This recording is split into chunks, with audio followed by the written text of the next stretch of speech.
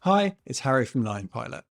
In this video, we're going to dive into more detail all about the different ways to configure triggers and filters in Line Pilot, including how to use workflows, and talk about what happens when Line Pilot runs. And if you haven't already, we do recommend you check out the How to Create Your First Template video first. A trigger is what makes Line Pilot run on your deal. Each of your templates has a trigger enabled. There are three types of trigger: deal created, deal stage change, and workflows. So let's take a look in more detail. Deal created. This does what it says. It runs Line Pilot when a deal is created for the first time. Deal stage change. This triggers when the deal moves into a specific deal stage, for example, quote prepared. Note, this is a change event. Line Pilot will only run when the deal stage changes. So if you need to rerun Line Pilot, you'll have to move it back a stage and back in again. If you want Line Pilot to run in multiple different pipelines, you've got a couple of options. You can either copy the template or use workflows. If you're using deal stage change or deal created as triggers, we recommend setting up filters. This allows you to limit when Line Pilot runs.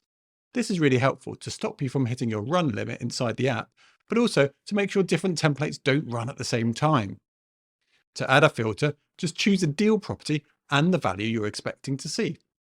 You can add another filter condition to further limit it. If you have more complex conditions, we recommend using workflows to do this.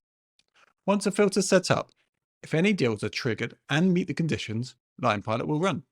Finally, if you're on our Pro plan, you'll be able to use our workflow action.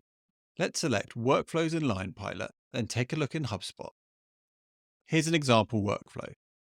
The first thing to note is that you need to be using a deal-based workflow. The advantage of workflows is that you have tons more options for when to trigger Line Pilot, like when different properties change or on a schedule. And you can use complex filters and branching logic. To add Line Pilot to your workflow, just click Add Action and find Line Pilot in your connected apps. Then, just choose Update Line Items, and you'll be able to select the template you want to use. Make sure your template is marked as active in Line Pilot. Another benefit to workflows is that Line Pilot is integrated with the workflow history, so you'll see successful events and a full error log. For example, here you can see Line Pilot hasn't run because I've hit the run limit, and here I've had an error because my billing frequency wasn't set correctly.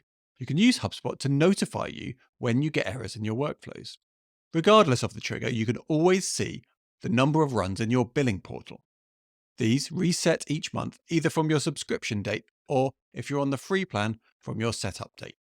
You can also see the total number of runs per template on the home screen. If your run limit is reached, Line Pilot won't run until you upgrade or the plan renews. If Line Pilot errors, this won't count, so don't worry. Remember, if Line Pilot runs multiple times on the same template, this will still count as a run, but you'll never end up with duplicates, as Line Pilot will recalculate your line items.